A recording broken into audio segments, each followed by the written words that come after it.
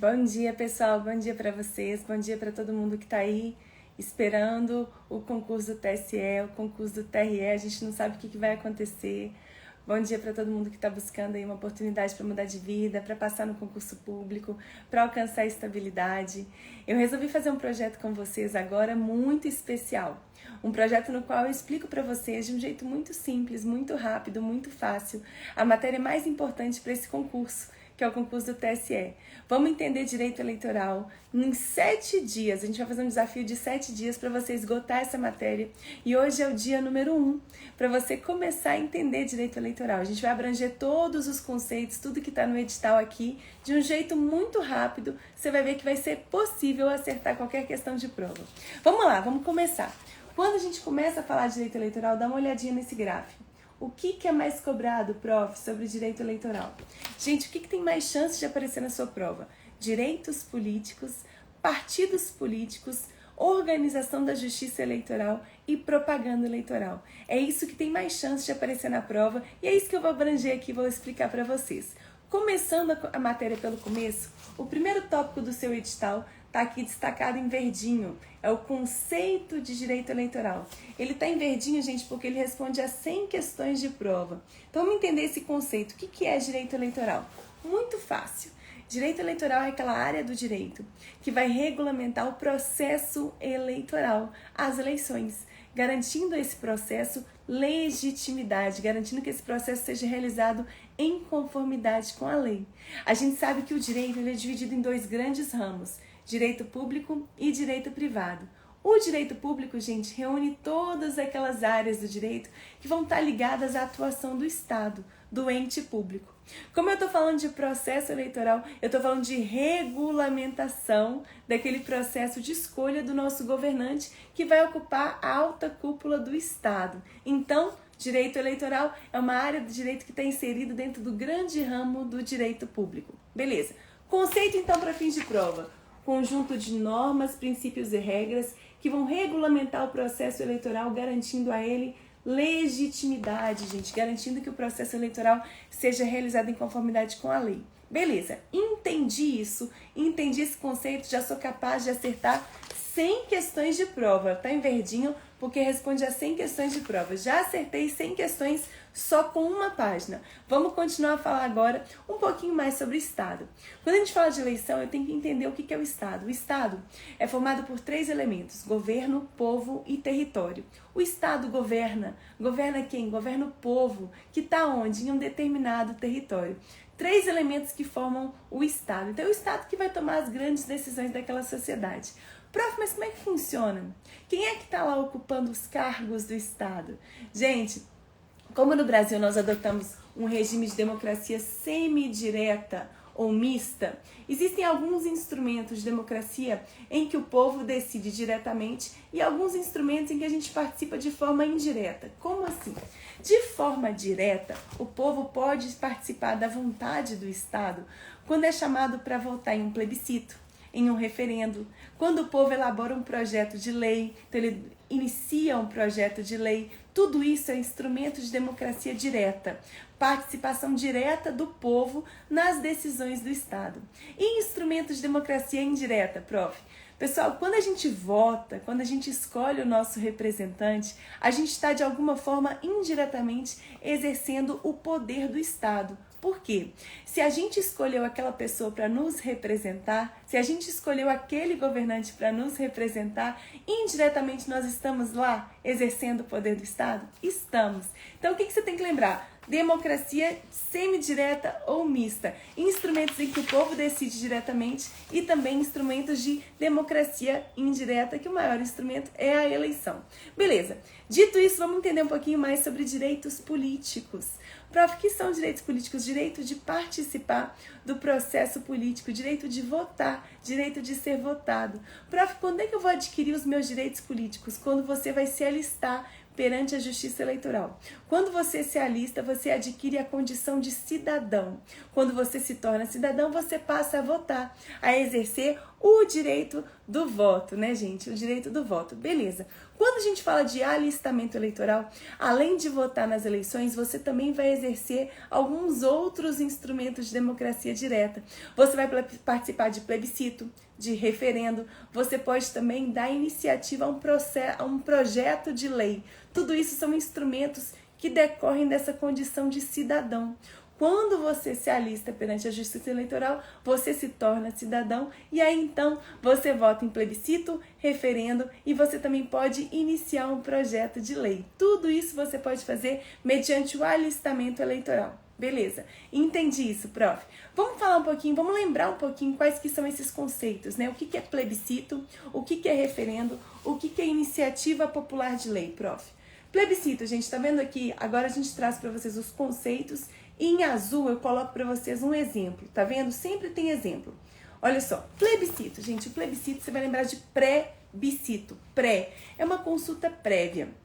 Antes da edição daquele ato legislativo ou administrativo, é feita uma consulta prévia à população, antes da efetivação daquele ato. Prof, me dá um exemplo de plebiscito. Gente, lá em 2011, no estado do Pará, foi feito um plebiscito a respeito da divisão do estado em 3 outros estados: Pará, Carajás e Tapajós. A maior parte da população votou pelo não. Não vamos dividir, né, o Pará em 3 outros estados. Isso foi decorrência de um plebiscito, uma consulta prévia. Antes de realizar aquela mudança, foi feita uma consulta à população. Beleza. E referendo? Referendo é um movimento contrário. Nesse caso, referendo é uma consulta também popular realizada após a efetivação de um ato legislativo ou administrativo para fins de ratificar aquele ato, né? Ou para fins de retirar qualquer tipo de eficácia daquele ato se ele for rejeitado. Isso aconteceu lá em 2005, gente, com o Estatuto do Desarmamento. Aconteceu um referendo no qual a população foi chamada a opinar. Você concorda ou não com a proibição da comercialização das armas de fogo? A maior parte da população votou pelo não. Não queremos a proibição de comercialização das armas de fogo, né? Não queremos. Em razão dessa consulta, foi modificado o artigo 25 do Estatuto do Desarmamento. Hoje é permitida a comercialização de armas de fogo, em razão dessa consulta que foi realizada lá em 2005. Beleza, entendi o plebiscito, entendi o referendo e a iniciativa popular de lei. Pessoal, a iniciativa popular de lei é o fato de que você, cidadão, pode iniciar um projeto de lei mediante a assinatura de 1% do eleitorado nacional. Só que esse 1% do eleitorado tem que estar dividido em 5 estados, tem que ter gente morando em 5 estados da federação e não 0,3%, não com menos de 0,3% dos eleitores em cada estado. Gente, vocês lembram daquela situação em razão do assassinato da Daniela Pérez? Houve uma comoção nacional. Em razão daquela comoção nacional, junto com a Glória Pérez, foi elaborado um projeto de lei de iniciativa popular que também tipificou alguns crimes como crimes hediondos, né? Inclusive o assassinato nessa situação. Lembra dessa situação? Lembra que isso aconteceu há mais tempo? Pois então, essa é uma lei de iniciativa popular que decorre da iniciativa popular. Então, peraí, prof, entendi já. Entendi. Plebiscito, pré-bicito, consulta prévia antes da efetivação daquele ato, referendo, consulta realizada após o ato, né, para ratificar ele ou para retirar a eficácia. E quando a gente fala de iniciativa popular de lei, também é uma prerrogativa que o cidadão tem de elaborar um projeto de lei mediante assinaturas de 1% do eleitorado nacional, sendo que essas pessoas, esse 1% está dividido em 5 estados, não menos 0,3% dos eleitores de cada estado. Beleza. Vamos falar um pouquinho agora sobre o voto. Entendi, esses instrumentos são de democracia direta, gente. Diretamente você vai lá e participa do plebiscito, do referendo, você elabora um projeto de lei. Beleza? Instrumento de democracia indireta. Agora, um instrumento de democracia indireta, que também é adotado no Brasil, é o voto. Por que é indireta, prof? Porque você, quando participa das eleições, você está escolhendo aquela pessoa que vai nos representar. Se a gente está escolhendo alguém que vai nos representar, o nosso governante, indiretamente nós estamos exercendo o poder do Estado? Estamos. De forma indireta, a gente está o quê? Participando porque a gente escolheu aquela pessoa. Beleza? Sobre o voto, gente, o voto é direto, secreto, igual, obrigatório e periódico. Voto direto, secreto, igual e periódico é cláusula pétrea na Constituição. Agora, a obrigatoriedade do voto não é cláusula pétrea.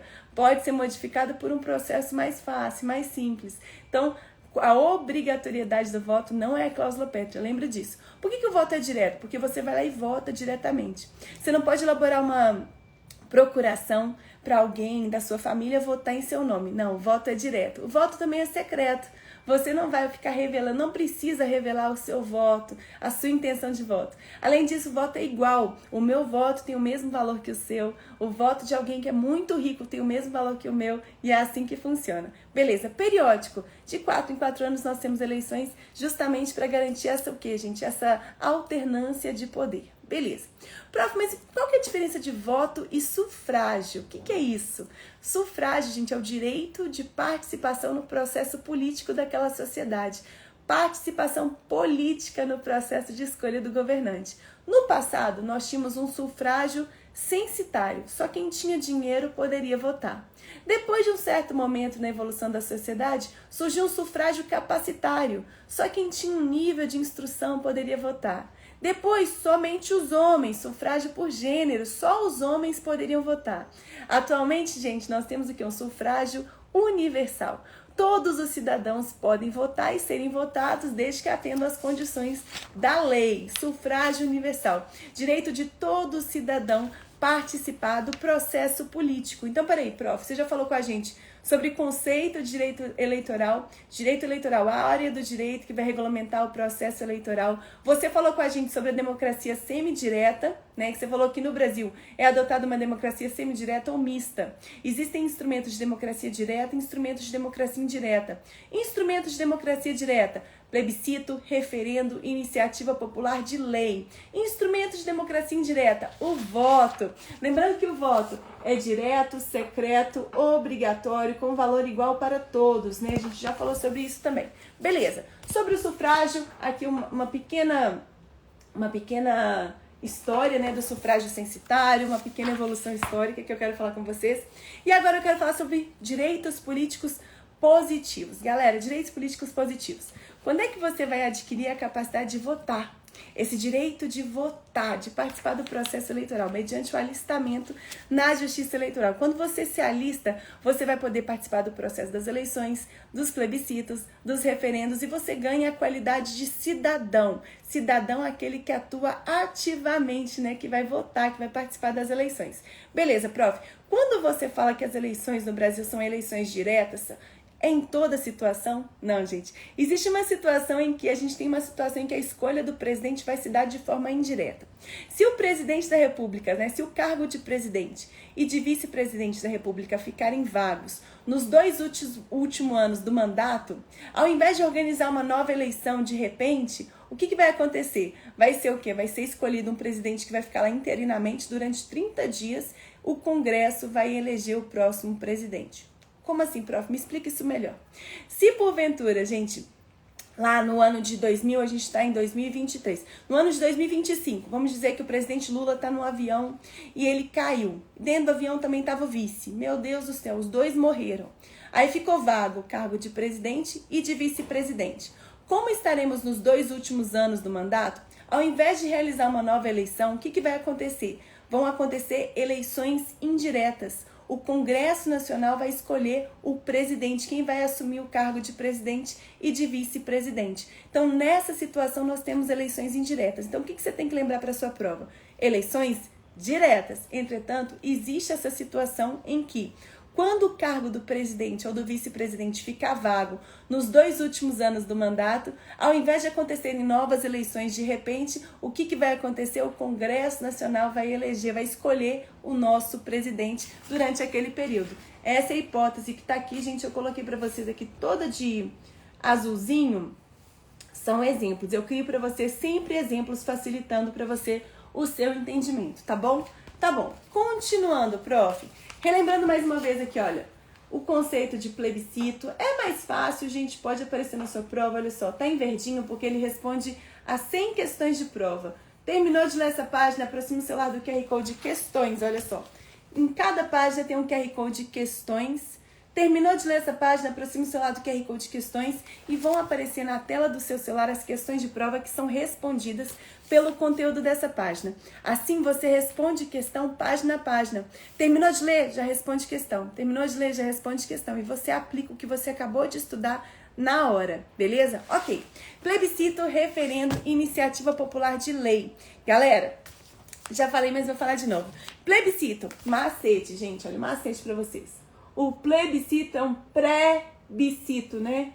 Antes da efetivação de um ato legislativo, um ato administrativo, é feita uma consulta popular, correto? Falei para vocês do exemplo que aconteceu lá no Pará. Referendo, consulta após, né, gente? No caso do referendo, a consulta é feita após aquele ato, a edição daquele ato. Iniciativa popular de lei, lembre-se que você pode elaborar um projeto de lei, sim, desde que ele seja assinado por 1% do eleitorado nacional, distribuído em 5 estados e não menos do que 0,3% do eleitorado de cada estado, beleza? Ok, prof.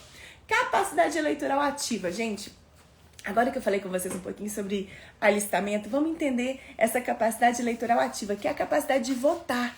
Prof, quem é que pode se alistar? Como é que funciona, né? Como é que funciona o alistamento perante a Justiça Eleitoral? Galera, é vedado o alistamento do estrangeiro e do conscrito. Conscrito é quem? Aquele que está cumprindo o serviço militar obrigatório.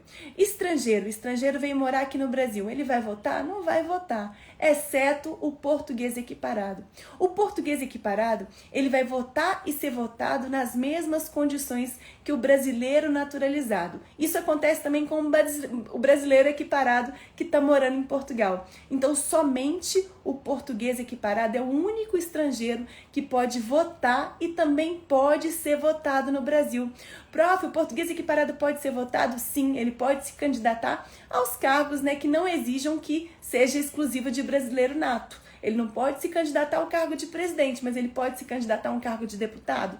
Pode. Então, lembra o seguinte, e é vedado aí, gente, o alistamento ao estrangeiro e aos conscritos, aqueles que estão cumprindo o período de estágio, não, o período de serviço militar obrigatório. Lembrando que o estrangeiro, eu tenho que sempre lembrar do português equiparado, que pode votar e ser votado nas mesmas condições que o brasileiro naturalizado, ok? Beleza. O voto é facultativo para quem? Para quem tem entre 16 até 18 anos. Quem é analfabeto e aqueles que têm mais de 70 anos. Pegadinha de prova. São inalistáveis os estrangeiros e os conscritos. Os analfabetos, eles podem se alistar perante a Justiça Eleitoral?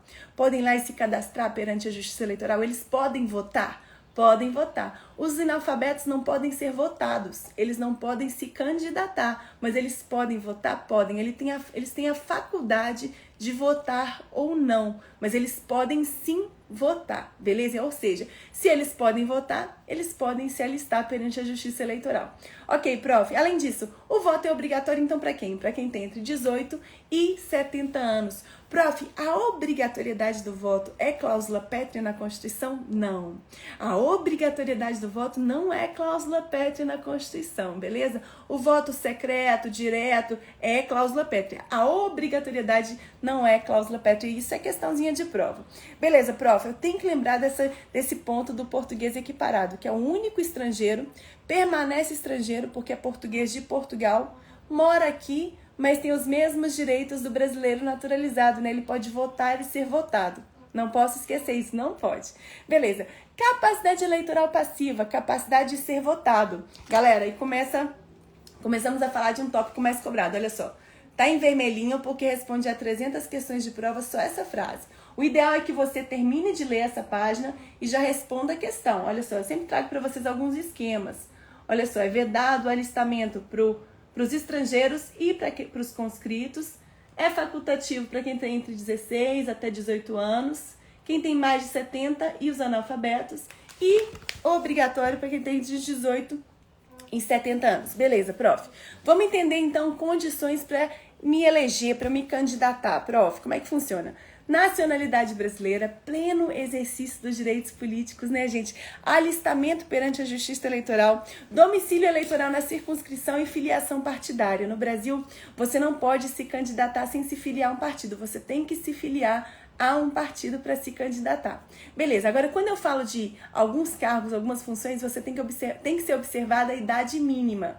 Como assim, prof? Para se candidatar a presidente, vice-presidente da República e senador, no mínimo 35 anos. Governador, gente, no mínimo 30 anos. E vereador, no mínimo 18 anos de idade. Prof, quando é que eu vou ter que demonstrar essa idade mínima? Na data da posse, exceto para o vereador. Por que exceto para o vereador? Imagina se alguém que não completou ainda 18 anos tá ali se candidatando, usando recurso público, usando o recurso do fundo partidário para se candidatar, ainda nem completou 18 anos.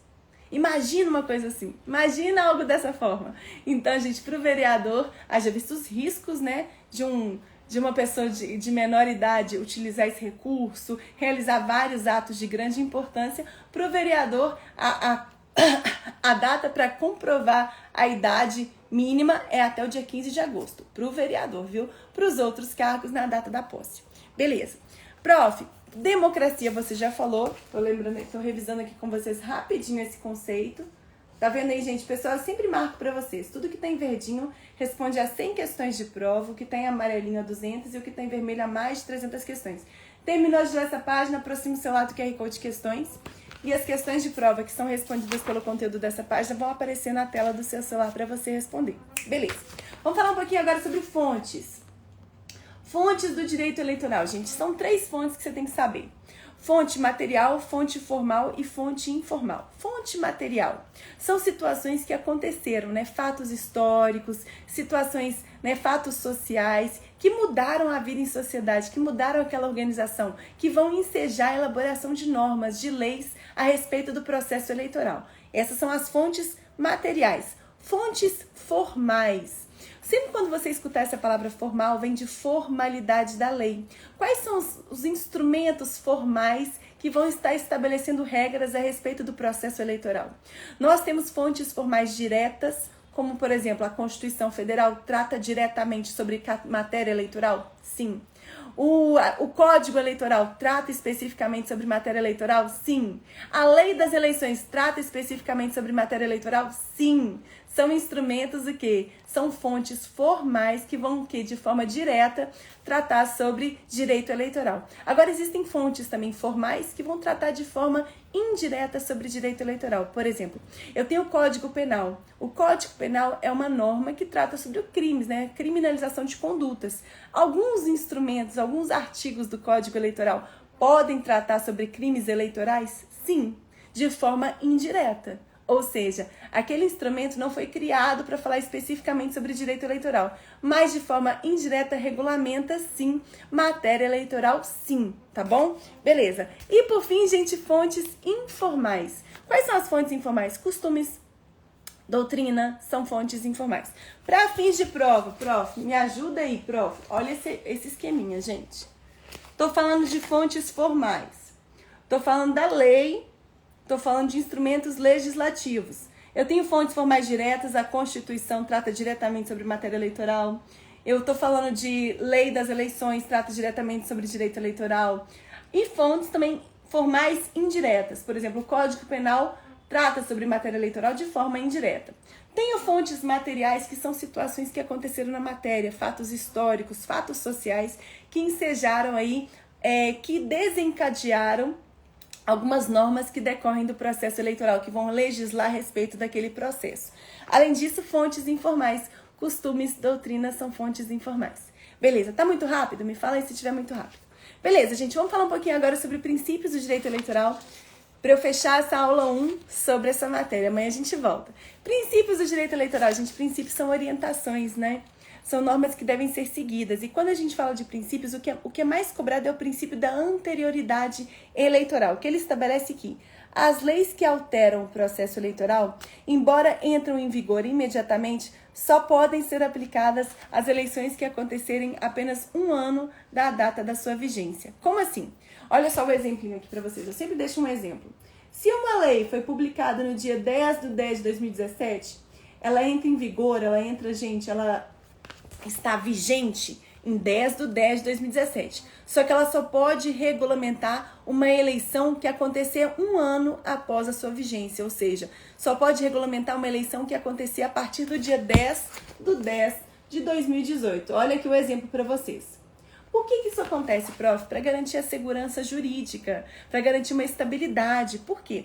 Se eu tenho uma nova lei editada um mês antes da eleição que muda o processo eleitoral, que vai favorecer um determinado partido, que vai prejudicar uma determinada legenda, aí eu vou estar sujeita a manipulações, não é verdade? Então, quando a gente fala de matéria eleitoral, uma lei que modifica o processo eleitoral, ela entra em vigor imediato, na data da sua publicação, mas ela só pode regular uma eleição que acontecer um ano após a sua edição. Tem esse prazo de um ano justamente para evitar qualquer tipo de manipulação, alteração repentina no processo eleitoral. Me fala se vocês entenderam, esse princípio é importante.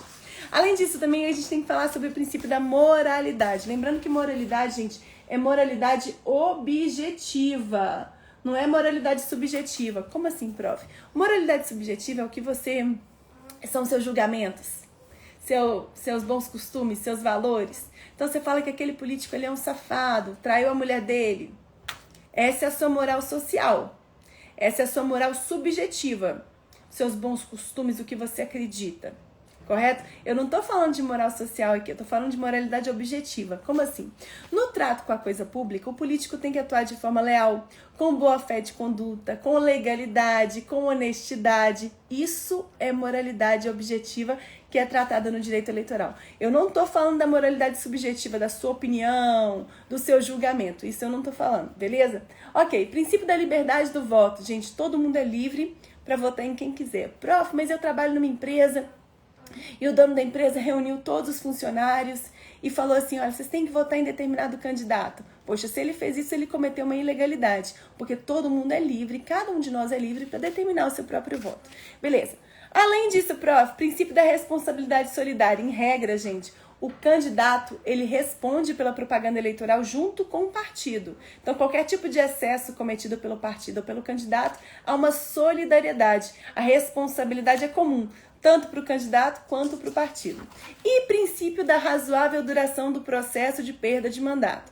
Gente, para evitar um processo judicial muito longo, cheio de recursos desnecessários, atos desnecessários, é estabelecido que a duração razoável do processo que está julgando a perda de um mandato eletivo é de até 1 ano, né? O prazo máximo de até 1 ano, para evitar um processo muito longo, para evitar uma dilatação daquele processo, beleza? Nessa aula, galera, olha o que a gente falou. Esgotamos uns 4 tópicos do seu edital. Primeiro tópico, conceito de direito eleitoral. Lembra que conceito é o conjunto de regras, normas e princípios que vai regulamentar o processo eleitoral para fins de garantir a legitimidade desse processo. A gente falou também que o Brasil adota um regime democrático, só que a democracia aqui ela é semidireta ou mista.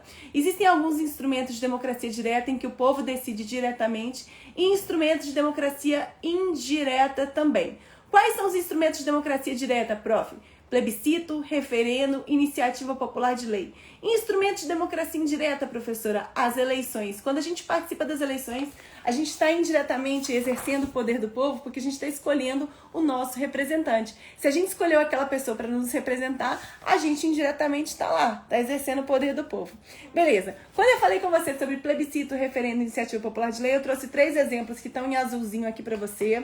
Lembra do plebiscito que aconteceu no Pará, uma consulta prévia realizada à população do Pará para ver se a população queria ou não dividir o estado do Pará em 3 outros estados, né? Carajás, Tapajós e Pará. A população votou pelo não. Referendo, lembra do Estatuto do Desarmamento, né, gente? Havia um artigo no Estatuto do Desarmamento que proibia a comercialização das armas de fogo. Foi feito um referendo após a edição da lei para verificar se a população concordava ou não. A maior parte da população falou não concordamos com a proibição da comercialização das armas de fogo. Beleza. Outro instrumento de democracia direta, iniciativa popular de lei. Prof, cada um de nós pode elaborar um projeto de lei? Pode sim elaborar um projeto de lei, desde que seja assinado por 1% do eleitorado nacional, dividido em 5 estados estados, não menos 0,3% do eleitorado de cada estado. Além disso, galera, lembre-se que o voto é direto, secreto, obrigatório e igual, né? Com igual valor para todo mundo. Quando eu falo de eleições diretas, essa é a regra, mas lembre-se que existe uma possibilidade de eleição indireta. Quando o cargo de presidente e vice-presidente ficar vago nos 2 últimos anos do mandato, quem vai escolher o nosso representante, o nosso presidente, não vai ter novas eleições. Quem vai escolher é o Congresso Nacional. Vão ser realizadas eleições indiretas nessa situação. Falei com você sobre o conceito de sufrágio. Sufrágio é o direito de participação política no processo da vontade do Estado, né? Da formação da vontade do Estado. O direito de participar do processo político. A gente já teve sufrágio censitário, quando só podiam votar quem tinha dinheiro. Sufrágio capacitário, onde só podiam votar quem tinha um nível educacional. Sufrágio que a gente de gênero, somente os homens podiam votar. E sufrágio universal é o momento atual. Todo cidadão pode exercer o direito de voto. Beleza, prof. Quando a gente fala de cidadão, quem que é cidadão? Aquele que se alistou perante a Justiça Eleitoral. Prof, quem é que deve se alistar perante a Justiça Eleitoral? Quem tem entre 18 e 70 anos. Mas eu tenho 16, eu posso me alistar? Pode. Né? Quem tem 16, 17 anos pode se alistar, tem a faculdade de já se alistar e aí então votar, participar do processo eleitoral. Inclusive também tem a faculdade de se alistar o analfabeto. O analfabeto não pode ser votado, não pode ser candidato, mas ele pode o quê? Pode votar se ele quiser, ele pode se alistar e participar do processo eleitoral. Beleza, professora? Além disso, aí lembra aqui, gente, olha os esqueminhas, dá uma olhadinha nas cores. Tudo que tem em verde responde a 100 questões de prova, o que tem em amarelo a 200 e o que tem em vermelho a mais de 300 questões.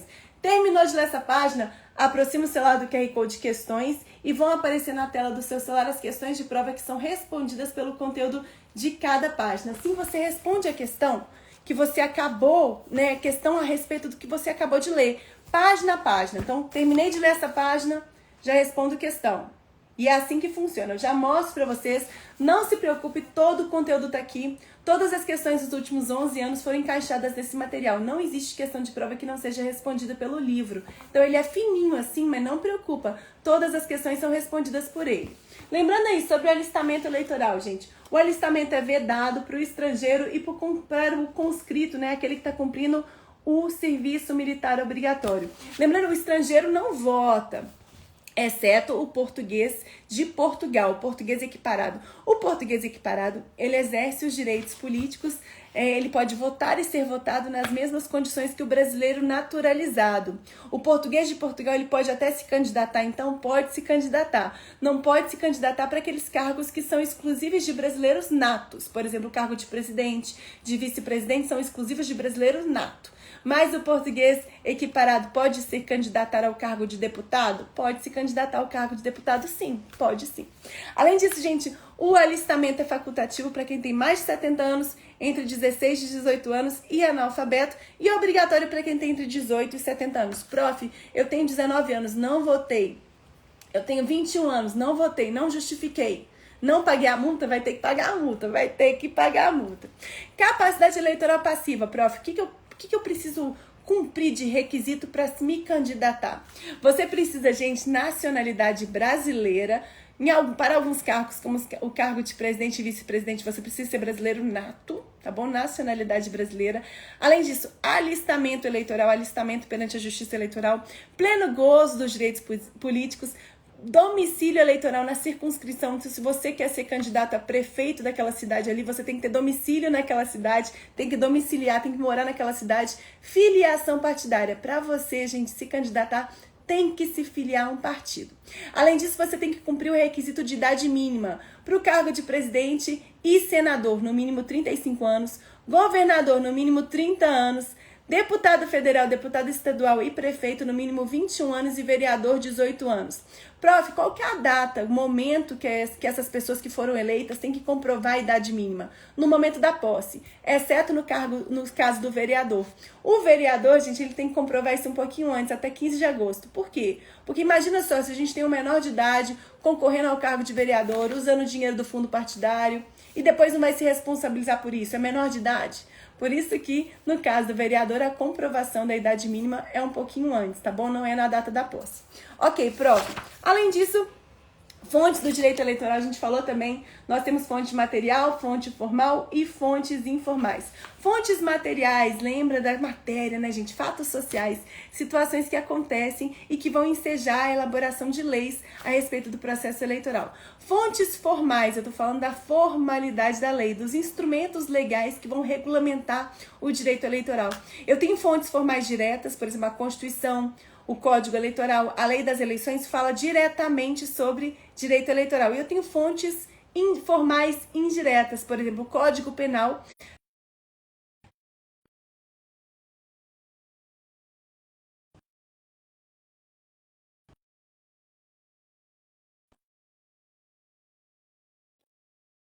Coisa para vocês, vou deixar essa live gravada hoje. Essa é a live número 1 de revisão. A gente vai revisar todo esse conteúdo. Vocês estão vendo que não é difícil, a gente vai responder questão, tá bom? Quem tem o material aí, por favor, responda as questões. A gente colocou mais e mais questões para vocês, página a página. Terminou de ler essa página, dá uma olhadinha no que é mais cobrado, responda questões, página a página. Esse é o segredo para aprovação. Você fica menos tempo lendo, mais tempo resolvendo questão de prova. E é isso que vai te fazer passar.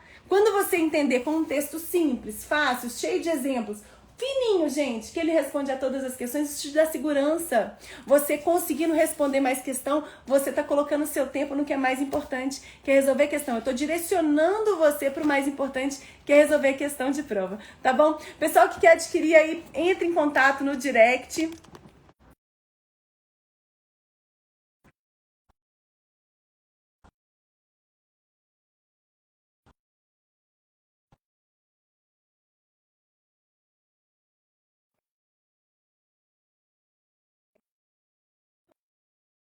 Salva até o final do dia. Quem aí tá no grupo de WhatsApp? A gente tem grupo de WhatsApp que a gente tá revisando o conteúdo todo. Então corre no grupo para você receber os áudios. Todo dia eu tô mandando para vocês as audioaulas todos os dias para vocês. E eu vou ver se eu volto hoje mais tarde, continuando essa live. Tá bom? Todo mundo pegou tudo? Me conta.